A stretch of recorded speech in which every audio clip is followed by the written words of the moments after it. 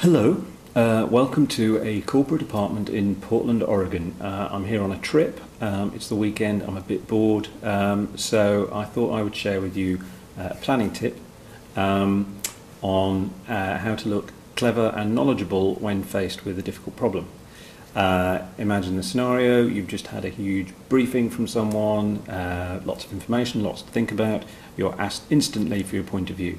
You have no idea what to say, vague thoughts are bubbling in the back of your head, but that's about it. You need to know where to start. What do you do? I say what you should do is draw a triangle.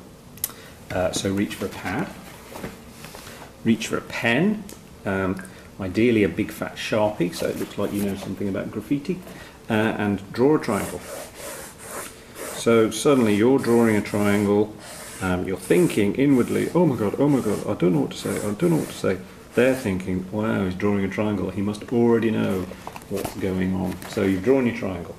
Why a triangle? Start with, it's easy to draw, you don't want to give yourself any challenges at this point, and also people can think in threes. Chunking a problem up into threes is just a really good way to start stuff. Your answer may not be in threes, but it's a good way to think, it's a good way to start. So you're drawing your triangle.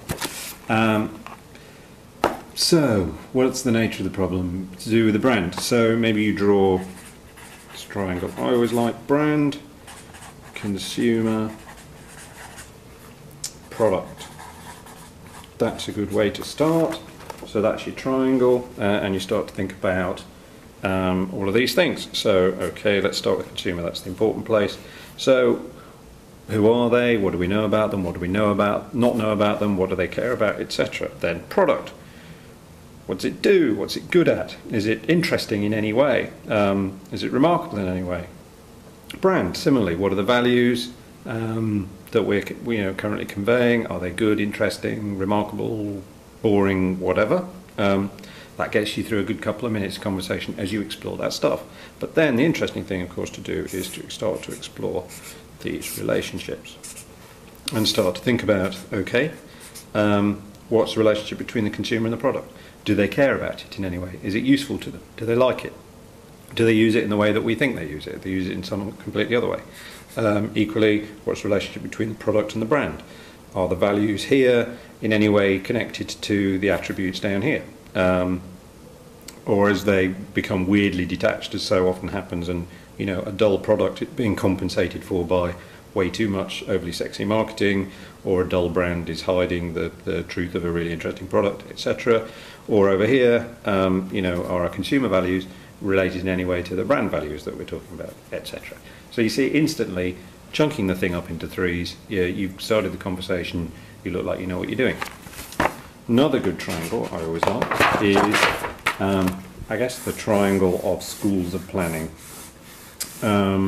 So you might write market at the top, or anywhere, it doesn't really matter. You might write consumer here, you might write brand here. And this is just maybe about ways of approaching the problem. I kind of go, okay, how are we going to tackle this problem? Do we approach it through the lens of consumer insight? Do we do a bunch of research, understand consumers, how they think about all this stuff, start from there? Do we think about it through the lens of brand? Look at our values, write a mission statement, draw an onion, whatever it is. Are we brand focused? Or do we look at it through the lens of market?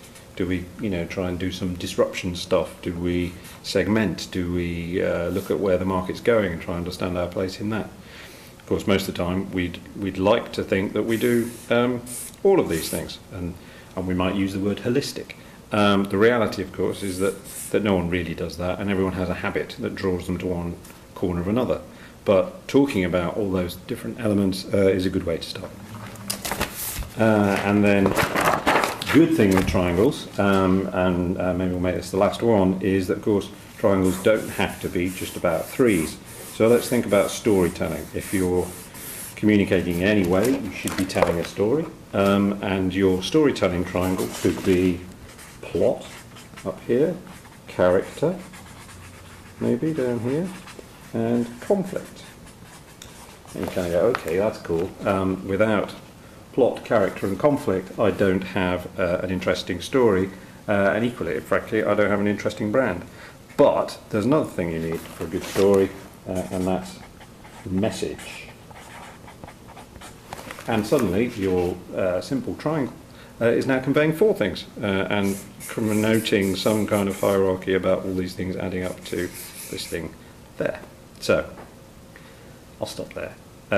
Just to say that's good, isn't it? That suddenly, just by drawing a triangle, you've started thinking, you started looking like you know what you're doing, and you can be more secure at work. Thank you. Bye.